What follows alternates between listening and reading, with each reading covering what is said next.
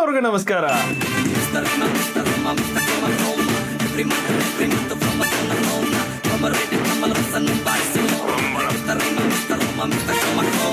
സിംഗം എന്നാൽ ഹീറോയിസം എന്നാണെങ്കിൽ ജാഗ്വാർ എന്നാൽ വെളുത്തരവെന്ന് കാണിച്ചെന്ന യുവരാജ നിഖിൽ കുമാർ സാർ 4 വെളുത്തുള്ളി ചതച്ചരച്ച് നിന്നാൽ പോലും തുപ്പാത്തവനൊക്കെ ഈ പടം കണ്ടു കഴിഞ്ഞാൽ കാർക്കിച്ച് തുപ്പണമെന്നുള്ള നിർബന്ധ ബുദ്ധിയോടെ എടുത്ത മാസക്കറിംഗ് ബ്ലോക്ക് ബസ്റ്റർ ആണ് റൈഡ്. അപ്പോൾ പടം തുടങ്ങുമ്പോൾ ഒരു പെങ്കൊച്ചിനെ പോലീസ് കൊണ്ടുവന്ന് അനാഥ പിള്ളേർ തോന്നിയ പോലെ വസിക്കുന്ന ഒരു ആശ്രമത്തിൽ കൊണ്ടുവന്ന് ആക്കും. പൂരപ്പറമ്പിൽ പുറംതിരിഞ്ഞ് നിന്ന് പരിപാടി നിന്നുകൊണ്ടിരുന്നപ്പോൾ ഇവളുടെ ഡാഡിക്കും മമ്മിക്കും വഴിതെറ്റി പോയതുകൊണ്ട് ഇവൾ കുറച്ച് ദിവസം ഇവിടെ കാണുമെന്നും ഡാഡിയും മമ്മിയും ഇല്ലാത്തതുകൊണ്ട് നിങ്ങളൊന്നും ഈ കൊച്ചിനോട് മിണ്ടരുതെന്നും ഈ മാമൻ ഓർഡർ ഇടും. ഈ ഭൂമി നിലനിൽക്കുന്ന തന്നെ ഇതുപോലെ നന്മ തുളുമ്പുന്ന മനുഷ്യരെ കൊണ്ടാണ്. പക്ഷേ ഇത്രയും നന്മയുള്ള മനുഷ്യരുടെ ഇടയ്ക്കാണ് ആ കൊച്ചുള്ളതെന്ന് അറിയാതെ അവളുടെ പേരൻസ് പോലീസ് സ്റ്റേഷനിൽ ചെന്നിരുന്ന് അപേക്ഷിക്കുകയായിരുന്നു. എനിക്ക് എന്റെ മോളെ വേണം, അവളെ കണ്ടുപിടിച്ച് തരണം സർ. എന്താ ലക്ഷ്മി ഇത്, പ്രാന്ത് കാണിക്കല്ലേ സർ? ദയവ് ഇത് എന്റെ മോളെ കണ്ടുപിടിച്ച് തരണം സർ, പ്ലീസ്. ഇത് തന്നെയല്ലേ അവരും പറഞ്ഞത്. പക്ഷെ ഈ പെണ്ണിനെ ഇവിടെ കൊണ്ടാക്കിയിരുന്ന പോലീസ് മാമൻ പറഞ്ഞിരുന്നത് 2 ദിവസത്തിനകം ഡാഡി മോളെ കാണാൻ സ്വന്തം കാറി വരുമെന്നാണ്. പക്ഷെ 2 ആഴ്ച കഴിഞ്ഞിട്ടും ജ്യോതിയും വന്നില്ല, തീയും വന്നില്ല. അങ്ങനെ സെക്കൻഡ് സപ്ലിമെന്ററി അലോട്ട്മെന്റ് കഴിഞ്ഞിട്ടും പെണ്ണ് പോകാത്തതുകൊണ്ട് ലവൾ ഇവിടുത്തെ പെർമനന്റ് അഡ്മിഷൻ ആണെന്ന് ഉറപ്പിച്ചതിന് ശേഷം നമ്മുടെ നായകൻ പതിയെ ഓരോ നമ്പർ ഇടാൻ തുടങ്ങും. കാര്യം ഇത് ഇമോഷണലി വളറബിൾ ആയിട്ട് നിൽക്കുന്ന ഒരാളെ മുതലെടുക്കുകയാണെന്ന് തോന്നുമെങ്കിലും ഇവർ രണ്ടുപേരും ശരിക്കും മെയ്ഡ് ഫോർ ഈച്ച് അതർ ആയിരുന്നു.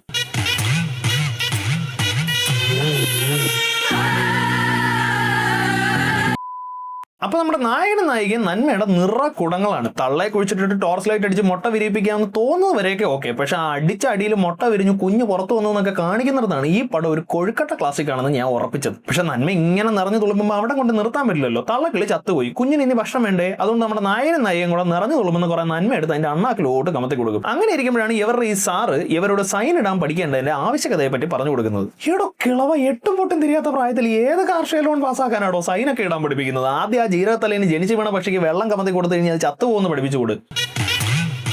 ഓ എല്ലാം ഈ ടൈപ്പാണോ? അങ്ങനെ സൈൻ ഉണ്ടാക്കാൻ പറഞ്ഞപ്പോ നായിക ഉണ്ടാക്കിയ സൈനാണ് ഇത്. ഇതൊരു പറവയാ, നമ്മുടെ ഫ്രണ്ട്ഷിപ്പിന്റെ സിമ്പിൾ. ഏത് പറവ? ഇവറ്റകൾ രണ്ടും കൂടെ കുഴിച്ചിട്ട് ആ പറവ. ഇവരുടെ ഫ്രണ്ട്ഷിപ്പിന് വേറെയും സിമ്പിളുകളുണ്ട്. അവരിരിക്കുന്ന മരത്തിന് തൊട്ട് പുറകിൽ എഴുതിയിരിക്കുന്ന CK നോക്കൂ, അത് കാൽവിൻ ക്ലെയിൻ അല്ല. ഇവരുടെ രണ്ടുപേരുടെയും പേരിന്റെ ആദ്യ അക്ഷരങ്ങളാണ് ചിന്നു കിട്ടി.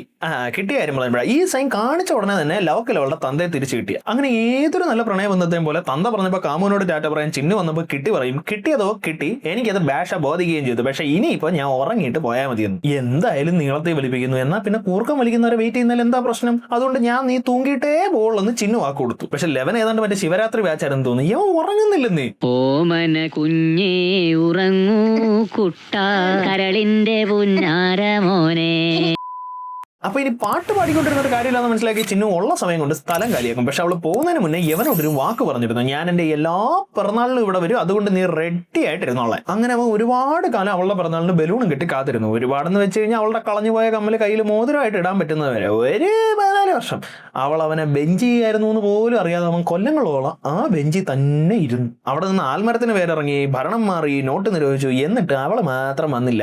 അവൾ അവനെ ചീറ്റ് ചെയ്യുകയാണെന്ന് പോലും അവന് തോന്നിയതേ ഇല്ല. കാരണം എന്താണെന്ന് വെച്ച് കഴിഞ്ഞാൽ അവനെ ദത്തെടുത്തിരിക്കുന്നത് കന്നഡ സിനിമയുടെ ചീറ്റിംഗ് സ്റ്റാർ അച്യുതേട്ടനാണ്. ആ ദത്തെടുത്ത കഥയ്ക്ക് പിന്നിൽ ഇതിനേക്കാൾ വലിയൊരു ചരിത്രമുണ്ട്. അതായത് പ്രസവിക്കാനിരിക്കുന്ന പൊണ്ടാട്ടിയെ കൊണ്ട് സൈറ്റ് സീയിങ്ങിനായിട്ട് അനാഥാലയത്തിൽ വന്ന അച്യുതേട്ടൻ ദേഹത്തിരുന്ന പല്ലിയെ തട്ടിക്കളഞ്ഞു എന്നുള്ള ഒറ്റ കാരണം കൊണ്ട് നിഖിൽ കുമാർ സാറിനെ ദത്തെടുക്കും. കാര്യം അവർക്ക് ജനിക്കാൻ പോകുന്ന ഒരു പെങ്കൊച്ചാണ്. അപ്പൊ ആ കൊച്ചിനൊരു ചേട്ടനെ വേണമെന്ന് ഇവർക്ക് രണ്ടുപേർക്കും ഭയങ്കര ആഗ്രഹം. ഇനിയിപ്പൊ ജനിക്കാൻ പോണ കൊച്ചിന് ചേട്ടനെ ഉണ്ടാക്കാനായിട്ട് പുറകോട്ട് പോകാൻ പറ്റില്ലല്ലോ. അതുകൊണ്ടാണ് ഇങ്ങനെ ഒരു ഐഡിയ.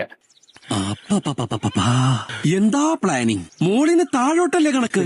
എന്തൊരു ദീർഘവീക്ഷണം. അപ്പൊ നമ്മുടെ നായകൻ കിട്ടി വളർന്നു വലുതായി ബാസ്കറ്റ്ബോൾ പ്ലെയർ സൂര്യയായി. അങ്ങനെ കാശ് കൊടുത്ത് മേടിച്ചപ്പോൾ ബാസ്കറ്റ്ബോൾ കളിക്കുമ്പോൾ ബെറ്റ് വെച്ച് 10 ഇരട്ടി കാശ് ഉണ്ടാക്കലാണ് ചീറ്റിംഗ് സാറിന്റെ മെയിൻ പണി. കളി ജയിച്ചപ്പോൾ ഇങ്ങനെ ഓവർ ആക്ഷൻ കണ്ടിട്ട് കൂടെ ഉള്ള ഒരുത്തം പറയും, ഇങ്ങനെ മാന വെച്ച് ബിസിനസ് നടത്തുന്നതിലും നല്ലത് കമ്പോസ്റ്റ് വഴി കുത്താൻ പോകുന്നതാണെന്ന്. ചിഞ്ചു ബെഞ്ച് ചെയ്തതാണെന്നുള്ളത് പോലെ തന്നെ ഇതും സത്യമാണെങ്കിലും ഇത് രണ്ടും നിഖിൽ കുമാർ സാറിന് കേൾക്കുന്നതേ ഇഷ്ടമല്ല. അതുകൊണ്ട് അങ്ങനെ അടി തുടങ്ങും. ബാസ്കറ്റ്ബോൾ കോർട്ട് ആകുമ്പോൾ എന്ത് വെച്ചാണ് അടിക്കുക? അതെ, ഹോക്കി സ്റ്റിക്കും ക്രിക്കറ്റ് ബാറ്റും. പേര് ബാസ്കറ്റ്ബോൾ ടൂർണമെന്റ് എന്നാണെങ്കിൽ ആ ഏരിയയിലും ഒരു ബോൾ ഇല്ല. പിന്നെ എനിക്ക് മനസ്സിലാവും, കാരണം fighting with basketball is not everyone's cup of palada പായസം.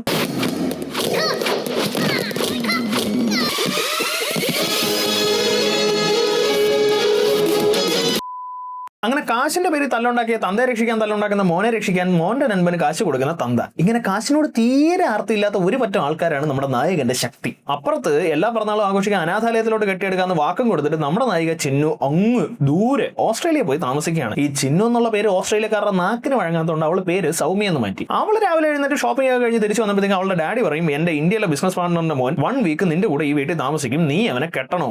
എന്തൊരു തെണ്ടിയാണ് ഡാഡി എന്ന് നായിക ചോദിക്കുമെന്ന് നമ്മൾ വിചാരിക്കും. പക്ഷേ ഞമ്മന്റെ നായിക പറയും, ഒരുമിച്ച് നിൽക്കണമെന്നല്ലേ ഉള്ളൂ. അതിനിപ്പോ അവ ഇങ്ങോട്ട് വരുന്ന എന്തിനാ? ഞാൻ അങ്ങോട്ട് ചെന്ന് അവന്റെ കുടുംബത്തിൽ കയറി താമസിച്ചാൽ പോരെ? അതും ഒരു അഡ്വഞ്ചർ ആണല്ലോ. ഇറ്റ്സ് ഓക്കെ, ഇത് ഡിഫറെന്റ് ആയിരിക്കും. You're the best dad. You're the best dad. Thank you. Daddy's little princess തന്നെ.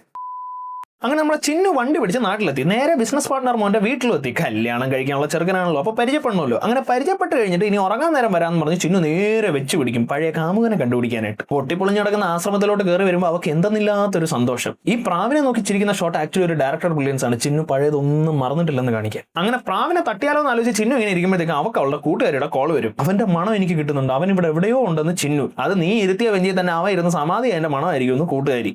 ഇവരെ തന്തയില്ലാത്തരം പറയരുത്. തനിക്ക് തന്തയില്ലാത്തരം കാണിക്കാം, അത് പറയുമ്പോഴാ പ്രശ്നം. അങ്ങനെ ഒരുപാട് നേരം ഇരുന്നിട്ട് കിട്ടാത്തതുകൊണ്ട് ചിന്നു കെട്ടാൻ പോണ ചെറുക്കന്റെ പെങ്ങളോട് ലൈറ്റ് അടിച്ച് മുട്ട വിരിച്ച കഥ പറയും. എന്നാൽ ഈ കഥ കേട്ട ഉടനെ വട്ടാണല്ലേ എന്ന് ചോദിച്ചാൽ അടിച്ച് പുറത്തിറക്കേണ്ടതിന് വരെ അവള് പറയും ഇമാതിരി മെനയില്ലാത്തൊരു കഥ ഞാൻ യൂട്യൂബിൽ കണ്ടിട്ടുണ്ടെന്ന്. അവൾ TV ഓൺ ചെയ്തതിന് യൂട്യൂബിൽ അതേ ഷോർട്ട് ഫിലിം. ഇത് കണ്ടതും ചിന്നു ആകെ ഹാപ്പി. ഈ ഷോർട്ട് ഫിലിം പിടിച്ചത് ഈ പടത്തിനകത്ത് തമാശയ്ക്ക് യാതൊരു രീതിയിലുള്ള പഞ്ഞവും വരരുതെന്ന് തീരുമാനിച്ചുറപ്പിച്ച് കാസ്റ്റ് ചെയ്ത കന്നഡ സിനിമയുടെ ആസ്ഥാന കൊമേഡിയൻ ചിക്കണ്ണയാണ്. തമാശ എന്നൊക്കെ പറഞ്ഞു കഴിഞ്ഞാൽ ചിരിച്ചിരിച്ച് നമ്മൾ ബോധം കെട്ട് വീഴും. അമ്മാതിരി തമാശ. ഈ തമാശ കണ്ട് ചിരിച്ചിരിച്ച് ബോധം കെട്ടവരൊക്കെ ഒരു സൈഡിലോട്ട് മാറിയേ ബോധം കെടാത്തവർക്ക് വേണ്ടി അടുത്ത തമാശ എടുക്കട്ടെ. എന്റെ പൊന്നോ വേണ്ട. അപ്പൊ ചിക്കണ്ണയ്ക്ക് ഈ ആവണക്കണ്ണ പോലത്തെ സ്റ്റോറി എവിടുന്ന് കിട്ടിയെന്ന് ചോദിച്ചു കഴിഞ്ഞാൽ നമ്മുടെ കിട്ടി ബാറിലിരുന്ന് വെള്ളം അടിച്ച് പറഞ്ഞപ്പോൾ അവിടെ ഇരുന്ന് ഒപ്പി എടുത്തതാണ്. പൂര ഫിറ്റ് ആയിരിക്കുമ്പോൾ ഈ കഥ ഇഷ്ടപ്പെടുന്നതൊക്കെ എനിക്ക് മനസ്സിലാക്കാം. പക്ഷെ കെട്ടിറങ്ങി കഴിഞ്ഞിട്ട് ഈ കഥയൊക്കെ സിനിമയാക്കാനുള്ള മനസ്സ്, എന്തായാലും എടുത്ത കഥയും എടുത്തിരിക്കുന്ന രീതിയും രണ്ടും കൊള്ളാം. അതുകൊണ്ട് ഇതേ കഥ തന്നെ കുറച്ചുകൂടെ വലിയ മുട്ട വെച്ച് വല്ല ഒട്ട പക്ഷിയുടെയോ മലമ്പാമ്പിന്റെയോ അങ്ങനെ ഏതെങ്കിലും വലിയ മുട്ട വെച്ച് ഫീച്ചർ ഫിലിമായിട്ട് പ്രൊഡ്യൂസ് ചെയ്യാന്ന് പറഞ്ഞ് ചിന്നു ചിക്കണ്ണെ കോഫി ഷോപ്പിലോട്ട് വിളിക്കും. ചിന്നു കോഫി ഷോപ്പിൽ ചെന്നപ്പോൾ തന്നെ കിട്ടി ഒരു ടേബിളിൽ ഇരിക്കുന്നു. ഇവർക്ക് തമ്മിൽ പരിചയമില്ലാത്തതുകൊണ്ട് അവർക്ക് പരസ്പരം മനസ്സിലായില്ല. പക്ഷെ ചിക്കണ്ണ ദൂരെ നോക്കിയപ്പോഴത്തേക്കും കിട്ടിയും ചിന്നു ഒരുമിച്ചിരിക്കുന്നു. അപ്പൊ കഥ മുട്ടിച്ച് അടി തരാനോ വിളിച്ചതെന്നും പറഞ്ഞ് ചിക്കണ്ണ അവിടെ സ്കൂട്ടാവും. കുറച്ച് കഴിയുമ്പോൾ നിഖിൽ കുമാർ സാർ അവിടെ നിന്ന് ഇറങ്ങി പോകും. പക്ഷെ അപ്പോഴേക്കും അയ്യോ അച്ഛാ പോവല്ലേ എന്ന് പറഞ്ഞ് പ്രകൃതി ഒരു സിഗ്നൽ കാണിക്കും. പട്ടാ പകൽ ആകാശം അങ്ങോട്ട് കറുപ്പിച്ചിട്ട് ചറ പറ പടക്കം പൊട്ടിക്കും. അത് കണ്ട് രണ്ടുപേരും സന്തോഷിക്കും. കാരണം ഇവർ രണ്ടുപേരും പണ്ട് പടക്കം കണ്ട് സന്തോഷിക്കാറുണ്ടായിരുന്നു അത്രേ. അപ്പൊ ഇനി ഒരു പാട്ടാവാം. തുള്ളി തുള്ളി മഴയാക്കി വരെ ഇവിടെ തൂ തൂ തൂ നിനക്ക് വയ്യടാ. എന്തായാലും ഇത്രയും മനോഹരമായിട്ട് ഇവ ഡാൻസ് കളിച്ച് തകർത്ത പാട്ടിനകത്ത് ഹൃദയഹരിയായ ഒരു സീനുണ്ട്. നായകൻ കാറ്റാടി വിൽക്കുന്ന ഒരു ചെറുക്കന് കാശില്ലാത്തതുകൊണ്ട് കാറ്റാടി തിരിച്ചു കൊടുക്കും. അപ്പൊ തന്നെ നമ്മുടെ നായിക വന്ന് കാശ് കൊടുക്കാതെ ആ കാറ്റാടി അടിച്ചുകൊണ്ട് പോകും. കാണുമ്പോൾ ഇതൊരു തെണ്ടിത്തരമായിട്ട് തോന്നുമെങ്കിലും ചിന്നുവിന് കറക്കാൻ പറ്റുന്ന സാധനങ്ങൾ പണ്ടേ ഇഷ്ടമായിരുന്നു. അതിപ്പോ കിട്ടിയാണെങ്കിലും ശരി കാറ്റാടിയാണെങ്കിലും ശരി. പക്ഷേ ഈ കാറ്റാടി അടിച്ചുകൊണ്ട് പോകുന്ന കണ്ടിട്ട് ചിന്നു ഒരു കള്ളിയാണെന്ന് നിങ്ങൾ വിചാരിക്കരുത്. ഇതങ്ങനെ എപ്പോഴും ഒന്നും ഇല്ല കേട്ടോ. അപ്പൊ അന്ന് ചിക്കണ്ണെ കാണാൻ പറ്റാത്തതുകൊണ്ട് ചിന്നു അങ്ങനെ ഇങ്ങനെ വിളിച്ചോണ്ടേയിരിക്കും. അങ്ങനെ ഫോൺ എടുക്കും. ഇനി വിളിക്കരുത്, വരാൻ പറ്റില്ല എന്ന് പറഞ്ഞ് കോൾ കട്ട് ചെയ്യും. വീണ്ടും വിളിക്കും, വീണ്ടും ഇത് തന്നെ പറയും, വീണ്ടും കട്ട് ചെയ്യും. ഇതിങ്ങനെ ഒരു അന്തവും കുന്തവും ഇല്ലാതെ ഇങ്ങനെ നടന്നുകൊണ്ടിരിക്കും. വേണമെന്ന് വെച്ചാൽ നമ്പർ ബ്ലോക്ക് ചെയ്യാം, പക്ഷെ ചെയ്യൂല. അങ്ങനെ ഇരിക്കുമ്പോൾ നമ്മുടെ നായകൻ കിട്ടി നാഷണൽ ബാസ്കറ്റ്ബോൾ ടീമിൽ അവസരം കിട്ടുമെന്ന് അറിയാനായിട്ട് ഒരു സെലക്ഷന് പോകും. അണ്ണന്റെ ഏറെ കണ്ടെന്ന് കമ്മിറ്റിക്കാരാണ് എഴുതി തള്ളി. പക്ഷെ തിരിച്ചു വരുന്ന വഴിക്ക് എക്സാം കഴിഞ്ഞ് വരുന്ന ഒരു പെണ്ണ് കിട്ടിയോട് ഫോൺ ചോദിച്ചു. ഏതോ ഒരു ചേച്ചിയെ വിളിച്ച് എക്സാം സൂപ്പർ ആയിരുന്നു എന്ന് പറയാൻ. ആരാണ് ആ ചേച്ചി? നമ്മുടെ ചിന്നു ചേച്ചി. ചിന്നു ഈ പെണ്ണും തമ്മിലുള്ള ബന്ധം എന്താണെന്ന് അറിഞ്ഞു കഴിഞ്ഞാൽ നിങ്ങൾക്ക് ഉച്ചയ്ക്ക് ആലത്തൂർ ജംഗ്ഷനിൽ നിന്ന് ഒരു ചായ കുടിച്ച ഫീൽ കിട്ടും. അപ്പൊ ഈ പെണ്ണ് IAS എക്സാം എഴുതാനായിട്ട് ബാംഗ്ലൂർ സെന്റ് മേരീസ് കോളേജിൽ വെളുപ്പിനെ ചെല്ലും. പക്ഷെ 10ാം ക്ലാസ് പോലും പഠിക്കാത്ത സെക്യൂരിറ്റി ഗാർഡ് അഡ്മിറ്റ് കാർഡ് നോക്കിയിട്ട് പറയും കണ്ണുണ്ടായ പോരാ കാണണം, ഇത് ബാംഗ്ലൂർ സെന്റ് മേരീസ് അല്ല മാംഗ്ലൂർ സെന്റ് മേരീസ് ആണെന്ന്.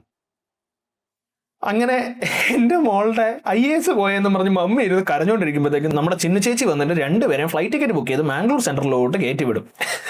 അല്ല എനിക്ക് അറിയാൻ മേലാത്തോണ്ട് ചോദിക്കുക, എക്സാം സെന്റർ കാലടിയാണോ തേക്കടിയാണോ എന്ന് പോലും നേരെ ചൊവ്വനെ വായിക്കാറിയാത്ത എവളൊക്കെ ഇപ്പൊ എക്സാം എഴുതിയിട്ട് എന്തുണ്ടാക്കാന്? അപ്പൊ നമ്മുടെ നായകൻ ബാസ്കറ്റ്ബോൾ സെലക്ഷന് പോയതാണല്ലോ. കളി കഴിഞ്ഞാൽ ഒരു അടി, അത് മസ്റ്റാണ്. അങ്ങനെ അതിന് വല്ല വകുപ്പുണ്ടോ എന്ന് നോക്കി അവിടുത്തെ ചന്ത വഴി ഇങ്ങനെ നടക്കുമ്പോഴാണ് ഏതോ ഒരു പെണ്ണും ഏതോ ഒരുത്തനായിട്ട് അടി ഉണ്ടാക്കുന്നത് കിട്ടി കാണുന്നത്. എന്താണെന്ന് ചോദിക്കാതെ കിട്ടി എന്ന് അവനെ അങ്ങ് അടിച്ചെടുക്കും. പിന്നെ അടി ഉണ്ടാക്കാൻ ഈ ചന്തയിലെ സ്പേസ് പോരാത്തോണ്ട് അവർ ഫൈറ്റ് നേരെ ഷിപ്പിംഗ് യാർഡിലോട്ട് മാറ്റും. പിന്നെ യവൻ സാധാരണ മനുഷ്യരെ പോലെ ഒന്നും അല്ല. എല്ലാവരും നേരെ ഓടുമ്പോൾ യവന് മാത്രം ടേണിംഗ് റേഡിയസ് കൂടുതലുള്ളതുകൊണ്ട് വളഞ്ഞേ ഓടാൻ പറ്റും. പിന്നെ ഫൈറ്റിന്റെ കാര്യം പ്രത്യേകിച്ച് പറയേണ്ട ആവശ്യമില്ലല്ലോ. ധൃതങ്ക പുളകിത. പക്ഷെ അപ്പോഴേക്കും വേറൊരു വണ്ടിയിൽ ആളുകൾ വന്ന് ഇവളെ പിടിച്ചുകൊണ്ട് പോകും. കണ്ട ഇത് കിഡ്നാപ്പിംഗ് ആണെന്ന് തോന്നുമെങ്കിൽ ഇത് ഇവളുടെ തന്നെ ഫ്രണ്ട്സ് വളരെ സ്നേഹത്തോടെ വന്ന് കൂട്ടിക്കൊണ്ട് പോകുന്നതാണ്. ആപത്തിൽ നിന്ന് ജീവൻ പണയം വെച്ച് രക്ഷിച്ച ആളിനോട് അവൾ കാണിച്ച നന്ദികെട്ട പരിപാടി സൂചിപ്പിക്കാനായി സംവിധായകൻ നിഖിൽ കുമാർ സാറിന്റെ മുടി അങ്ങ് പനങ്കൊല പോലെ വളർത്തും. അപ്പൊ എപ്പോഴൊക്കെ സഹായം ചെയ്തിട്ടുണ്ടോ അപ്പോഴൊക്കെ പെണ്ണുങ്ങൾ പണിയെ തന്നിട്ടുള്ളതെന്ന് പറഞ്ഞ് അപ്പോൾ വളർന്ന മുടിയും വെട്ടി തിരിച്ച് വണ്ടി പിടിച്ച് വീട്ടിൽ ചെല്ലുമ്പോൾ അവിടെ പെങ്ങൾക്ക് ഒരു കല്യാണം ആലോചിച്ച് വന്നവർക്ക് ഒരു ചെറിയ സംശയം, ചീറ്റിംഗ് സ്റ്റാറിന് ഒരു മോളല്ലേ ഉള്ളൂ, അപ്പൊ സ്വത്ത് മുഴുവൻ ആ പെണ്ണിന് തന്നെ ആയിരിക്കുമല്ലോ. ഇത് കേട്ടതും ചീറ്റിംഗ് സ്റ്റാർ ആകെ അങ്ങ് അപ്സെറ്റ് ആവും. കാശ് കൊടുത്ത് മേടിച്ചാണെങ്കിൽ ഇവൻ എന്റെ മോൻ തന്നെയാണെന്ന് ചീറ്റിംഗ് സ്റ്റാർ പറയും. ഇതങ്ങോട്ട് കേട്ടത് നിഖിൽ കുമാർ സാറിന്റെ ഒരു എക്സ്പ്രഷൻ ഉണ്ട് മോനെ, top level acting. Wonderful. Just wonderful. Thank you, sir.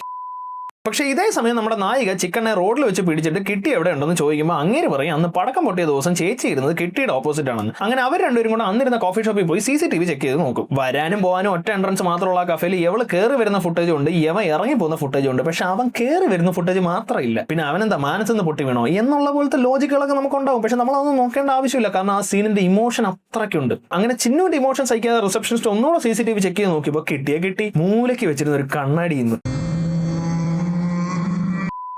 പക്ഷെ കിട്ടിയെന്ന് പറയാൻ ചെന്നപ്പോഴത്തേക്കും ചിന്നു സ്ഥലം വിട്ടെന്ന് റിസപ്ഷനിസ്റ്റിന് പിടികിട്ടി. അപ്പൊ ഇനി അവരെ കിട്ടുമ്പോൾ കൊടുക്കാന്ന് പറഞ്ഞ് കിട്ടിയതൊക്കെ കൂടെ ഒരു പെൺഡ്രൈവിലാക്കി വെച്ചിട്ട് ഇവര് ചിന്നുവിനെ എവിടെ കണ്ടാലും ആ പെൺഡ്രൈവ് തൂക്കിക്കൊണ്ട് അവരുടെ പുറകെ ഓടി. പക്ഷെ ശുദ്ധപ്രണയം ആയതുകൊണ്ട് തന്നെ ഒന്നീ പഠിച്ച 9,000 ആളുകളെ പ്രകൃതി ഇങ്ങനെ പറഞ്ഞു വിടും ഇവരെ തമ്മിൽ ചേർക്കാൻ. അങ്ങനെ ആ ലിസ്റ്റിൽ അടുത്ത് വരുന്നതാണ് കിട്ടിയുടെ ബാസ്കറ്റ്ബോൾ കോച്ച്. അങ്ങേര് വന്ന് കിട്ടിയോട് പറയും ഇങ്ങനെ ചുമ്മാ ബാസ്കറ്റ്ബോൾ കളിച്ചുകൊണ്ട് നടന്നിട്ടൊന്നും കാര്യമില്ല, എന്നെ തന്നെ കണ്ടില്ലേ, പിന്നെ ജയിക്കാനാണെങ്കിൽ നിനക്ക് വക്കുമില്ല. അതുകൊണ്ട് നിനക്ക് സമ്മതമാണെങ്കിൽ ധോണിക്ക് റെയിൽവേയിൽ ജോലി മേടിച്ചു കൊടുത്തോലെ നിനക്ക് ഏതെങ്കിലും ഒരു കോർപ്പറേറ്റ് കമ്പനിയിലെ സ്പോർട്സ് കോട്ടയിൽ ജോലി മേടിച്ചു തരാമെന്ന്. കോർപ്പറേറ്റ് കമ്പനിയിലെ സ്പോർട്സ് കോട്ട, അതും ധോണിയെ പോലെ. പക്ഷെ അങ്ങനെ നമ്മുടെ കിട്ടി കാലെടുത്ത് വെച്ചത് ആരുടെ കമ്പനിയിലാ? നമ്മുടെ ചിന്നു ചേച്ചിയുടെ. എന്താ പൊസിഷൻ എന്നറിയോ? BBC basketball candidate. But recommendation letter ആയിട്ട് വന്നുകൊണ്ട് അവന് ജോലി കൊടുക്കണ്ടെന്ന് ചിന്നു തീരുമാനിക്കും. പക്ഷെ അവൻ ബാസ്കറ്റ്ബോൾ കാൻഡിഡേറ്റ് ആണെന്ന് അറിഞ്ഞപ്പോ ചിന്നുവിന്റെ മനസ്സ് ആകെ മാറി. ബാസ്കറ്റ്ബോൾ അതത്ര വെടിപ്പല്ലല്ലോ. ബാസ്കറ്റ്ബോൾ എടി പെണ്ണെ, നിന്റെ ചാട്ട എങ്ങോട്ടാണെന്നൊക്കെ എനിക്ക് മനസ്സിലാകുന്നുണ്ട്. ആ വെള്ളം അങ്ങ് വാങ്ങി വെച്ചേക്ക്. അപ്പൊ കോർപ്പറേറ്റ് കമ്പനിയിലൊക്കെ ജോലി കിട്ടിയ സ്ഥിതിക്ക് ഇനിയിപ്പോൾ റോട്ടിൽ പോണ തെണ്ടി പിള്ളേരുമായിട്ട് അടി ഉണ്ടാക്കാൻ പറ്റില്ലല്ലോ. അതുകൊണ്ട് കിട്ടി നേരെ എന്ന് കോർപ്പറേറ്റ് വില്ലനുമായിട്ട് അടി ഉണ്ടാക്കും. അങ്ങേരാണെങ്കിൽ 10,000 കോടി രൂപ ലാഭം കിട്ടുമെങ്കിൽ ഇപ്പോഴും LP സ്കൂൾ പിള്ളേരുടെ മാപ്പ് വെച്ച് കച്ചവടം നടത്തുന്ന ഒരു കോർപ്പറേറ്റ് അപ്പുകുട്ടനാണ്. അങ്ങേർക്ക് ആ മാപ്പിൽ ആശ്രമം ഇരിക്കുന്ന സ്ഥലം ഇഷ്ടപ്പെട്ടില്ല. മാപ്പ് മാറ്റി വരയ്ക്കുന്നതൊക്കെ വലിയ ചെലവായതുകൊണ്ട് അങ്ങേര് ആ ബിൽഡിംഗ് മുഴുവൻ വെള്ളത്തിനടിയിലാക്കാൻ തീരുമാനിക്കും. ഇതറിഞ്ഞിട്ടാണ് കിട്ടി അടി ഉണ്ടാക്കാൻ ചെന്നത്. പക്ഷേ ഇതറിഞ്ഞ അപ്പുകുട്ടൻ വില്ല അങ്ങേറെ വഴിയിൽ കുറുക്കെ നിൽക്കരുതെന്ന് പറയാനായിട്ട് നേരിട്ട് ചെല്ലും. അപ്പൊ പക്ഷെ നമ്മുടെ കിട്ടി പറയും എന്ത് ചെയ്താലും വഴിന്ന് മാറില്ല, 2 ദിവസത്തിൽ ചിന്നുവിന്റെ പിറന്നാളാണ്, ട്രൂ ലവ് ആണ് സാറൊന്നും. അല്ലാതെ ഇപ്പൊ അപ്പുക്കുട്ടൻ എന്ത് പറയാനാ, ട്രൂ ലവ് ആണെന്ന് പറഞ്ഞപ്പോ സുനാമി അടിക്കുന്ന പരിപാടി 2 ദിവസം മാറ്റി വെക്കാന്ന് കിട്ടിക്ക് വാക്ക് കൊടുത്തു. പക്ഷെ അപ്പുക്കുട്ടനാണെങ്കിൽ ആള് വില്ലനായതുകൊണ്ട് പറഞ്ഞ വാക്കിന് കപ്പലണ്ടി പിണ്ണാക്കിന്റെ പോലും വില കൊടുത്തില്ല. കിട്ടി ബെഞ്ച് തൂത്ത് അങ്ങോട്ട് ഇരുന്നതും വെള്ളം അടിക്കാൻ തുടങ്ങും. വെള്ളം എന്നൊക്കെ പറഞ്ഞു കഴിഞ്ഞാൽ ചെന്ന് നോക്കിയപ്പോഴത്തേക്ക് അനാഥാലയം ഇരുന്ന സ്ഥലത്ത് ഒരു നീളമുള്ള പുഴയും കുഞ്ഞു വെള്ളച്ചാട്ടം ഒക്കെ ആയി, അതും മിനിറ്റുകൾക്കുള്ളിൽ. എന്നാ പിന്നെ മറ്റേ സൈഡ് പോയി നോക്കാന്ന് പറഞ്ഞ് നോക്കിയപ്പോഴത്തേക്ക് ആ ബിൽഡിംഗ് മുഴുവൻ വെള്ളത്തിനടിയിൽ. അതേ സമയത്ത് ഇത്രയും കൊല്ലമായിട്ട് തിരിഞ്ഞു പോലും നോക്കാത്ത ചിന്നു കിട്ടിയെ കാണാനായിട്ട് അവിടെ വരും. പക്ഷെ അവർക്ക് തമ്മിൽ കാണാൻ പറ്റില്ല. You know Y? 20 അടി പൊക്കത്തിൽ സുനാമി അടിച്ചിട്ട് അവരെ രണ്ടുപേരും ടച്ച് ചെയ്യാൻ പോലും അതിന് പറ്റിയില്ല. അതാണ് പ്യുവർ ലവിന്റെ പവർ. അങ്ങനെ വന്ന പ്രേമം വെള്ളത്തിൽ ഒളിച്ചു കൊണ്ട് കിട്ടി ആകെ അപ്സെറ്റ് ആവും. പക്ഷേ ഈ അപ്സെറ്റ് വെച്ച് ഓഫീസിൽ പോയാൽ ശരിയാവില്ലെന്ന് മനസ്സിലാക്കി കിട്ടി നമ്മുടെ നായികയ്ക്ക് ഒരു മെയിൽ അയക്കും. ആ മെയിൽ കണ്ടത് നായിക ആകെ ഞെട്ടിപ്പോയി. I am writing you the leave letter, can't come to office, give a leave. അല്ലേലും ബോളും കെട്ടി ബലൂണും കെട്ടി നടക്കുന്നതിനിടയ്ക്ക് സ്കൂളിൽ പോകാനൊക്കെ എവിടുന്ന ആ സമയം? അപ്പൊ ഇവർക്ക് രണ്ടുപേർക്കും ഇപ്പോഴും അങ്ങോട്ടും ഇങ്ങോട്ടും അറിഞ്ഞൂടാ. അങ്ങനെ ഇരിക്കുന്ന ഒരു ദിവസമാണ് കിട്ടിയെ ആകെ കണ്ടിട്ടുള്ള നമ്മുടെ ചിക്കണ്ണ അങ്ങനെ ഓടിച്ചിട്ട് പിടിക്കാൻ നോക്കുമ്പോൾ ഒരു ടോം ആൻഡ് ജെറി ലെവൽ കോമഡിയിലൂടെ ആശുപത്രിയിലാവും. അങ്ങനെ കിടപ്പിലായ ചിക്കണ്ണ കിടക്കെ കിടന്ന് കിട്ടിയുടെ കയ്യിലുണ്ടായിരുന്ന മോതിരം ചിന്നുവിന് കൊടുക്കും. യവന്റെ ലീവ് ലെറ്റർ കണ്ട ദേഷ്യത്തിൽ അവൾ ആ മോതിരം കാറിൽ കെട്ടിയിട്ടാട്ടി മറ്റേ എക്സാം എഴുതുന്ന പെണ്ണിനെ കാണാൻ പോകും. അവിടെ ചെന്ന് നോക്കിയപ്പോൾ തന്റെ ലീവ് ലെറ്റർ എഴുതി തന്നവൻ അവിടെ നിന്ന് വാഴയ്ക്ക് തടം എടുത്തോണ്ടിരിക്കുന്നു. വേണ്ടാത്തടത്ത് അങ്ങോട്ട് കയറി ചെന്ന് കൃഷി എടുക്കാൻ താല്പര്യമുള്ള ആളാണെന്ന് മനസ്സിലാക്കിയപ്പോൾ നായികയ്ക്ക് നായകനോടൊരു താല്പര്യമായി. പിന്നെ അവിടെ ഏക്കർ കണക്കിന് വിരിഞ്ഞിരിക്കുന്ന സൂര്യകാന്തി മുഴുവൻ ഇവനാ വിരിയിച്ചെന്ന് അറിഞ്ഞപ്പോൾ ഡബിൾ താല്പര്യം. പക്ഷെ നിങ്ങളൊരു കാര്യം ശ്രദ്ധിച്ചോ, സിനിമ റിച്ച്നെസ്സിന് വേണ്ടി അവർ ഏക്കർ കണക്കിന് സൂര്യകാന്തി അങ്ങ് വളർത്തി. എന്താ ഒറിജിനാലിറ്റി! ഈ റിച്ച്നെസ് ഈ സിനിമയിലെ പാട്ടുകളിലുണ്ട്. നേരത്തെ വന്ന പോർമാൻസ് തുള്ളി തുള്ളി മഴയായി പോലെ ഈ സിനിമയ്ക്കകത്ത് പോർമാൻസ് ഗേരുവയുണ്ട്.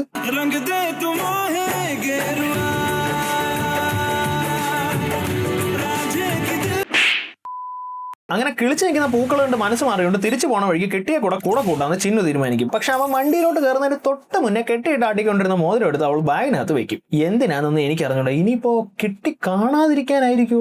എന്നാലും കിട്ടി കാണണ്ടെന്ന് വിചാരിക്കേണ്ട ആവശ്യം എന്താണ്? അങ്ങനെ ഈ പോണ വഴിക്ക് ഹോസ്പിറ്റലിൽ കിടക്കുന്ന ചിക്കനോടെ ബില്ല് സെറ്റിൽ ചെയ്യാൻ ചിന്നു ഒന്ന് ഹോസ്പിറ്റലിൽ വരെ പോകും. കൂടെ കിട്ടിയും പോകും. അപ്പൊ കിട്ടിക്കും ചിന്നുവിനും ഇതുവരെ പരസ്പരം അറിഞ്ഞൂടെ. ആൻഡ് കിട്ടിയാണെന്ന് അറിയാവുന്നത് ചിക്കണ്ണയ്ക്ക് മാത്രമാണ്. അപ്പൊ ദാണ്ടെ ഇരിക്കുന്ന കിട്ടി, ദാണ്ടെ ഇരിക്കുന്ന ചിക്കണ്ണ. ഇവിടെ വെച്ച് ചിക്കണ്ണ കിട്ടിയെ കാണും. പക്ഷെ അത് കിട്ടിയാണെന്ന് ചിക്കണ്ണയ്ക്ക് മനസ്സിലാവുകയേ ഇല്ല. കാരണം എന്താണെന്ന് ആലോചിക്കാം. 5 സെക്കൻഡ് സമയം തരാം.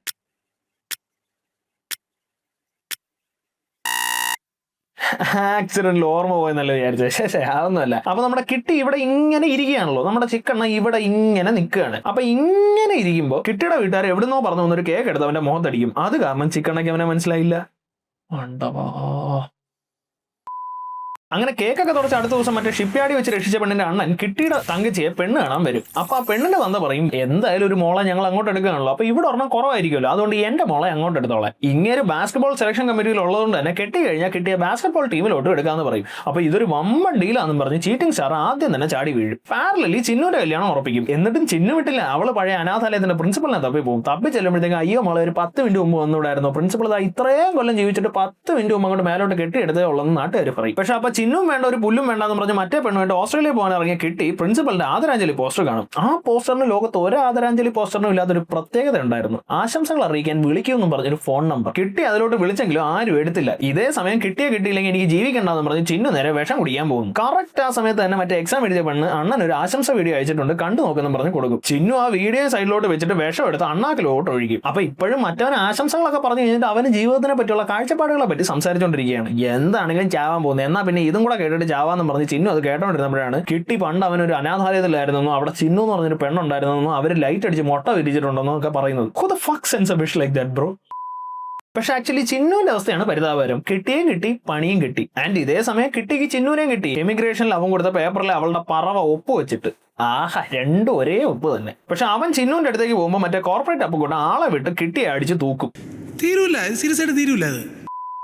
അങ്ങനെ വണ്ടി ഇടിച്ചിട്ട് ചാവാത്ത കിട്ടിയും വിഷം കുടിച്ചിട്ടും ചാവാത്ത ചിന്നുവും ഒരേ ഹോസ്പിറ്റലിൽ അഡ്മിറ്റ് ആവും. അങ്ങനെ ബെഡിൽ കിടന്ന് ബോറടിച്ചപ്പോൾ കാറ്റ് കൊള്ളാനായിട്ട് പുറത്തിറങ്ങിയ കിട്ടി ബെഡിൽ കിടക്കുന്ന ചിന്നുവിനെ കാണുന്നു. അവർ ഒന്നിക്കുന്നു. ഇങ്ങനെ കാക്കയെ കാണുന്ന പോലത്തെ ഒരു ക്ലൈമാക്സിനാണ് മഴയും പേമാരിയും വെള്ളപ്പൊക്കം ഒക്കെ കൊണ്ടുവന്നത്. പക്ഷേ ഈ പടത്തിലെ ഏറ്റവും വലിയ കോമഡി പീസ് ഇവരാരുമല്ല, അത് നമ്മുടെ കോർപ്പറേറ്റ് അപ്പുക്കുട്ടനാണ്. ആളെ വിട്ട് അടിച്ചിട്ടും വണ്ടി വെച്ച് അടിച്ചിട്ടും കിട്ടി ചത്തില്ലെന്ന് അറിഞ്ഞപ്പോൾ അവനെ കാച്ചാനായിട്ട് കോർപ്പറേറ്റ് അപ്പുക്കുട്ടൻ നേരെ ഹോസ്പിറ്റലിലോട്ട് വരും. പക്ഷെ അവസാന നിമിഷം അങ്ങനെ അത് വേണ്ടാന്ന് വെക്കും. കാരണം ആ ഹോസ്പിറ്റലിൽ വെച്ചാണ് ഇങ്ങനെ ഞെട്ടിക്കുന്ന ഒരു സത്യം മനസ്സിലാക്കുന്നത്. ഓ, ഇവൻ ഇതെല്ലാം ശുദ്ധ പ്രണയത്തിന് വേണ്ടിയാണല്ലേ ചെയ്തത്.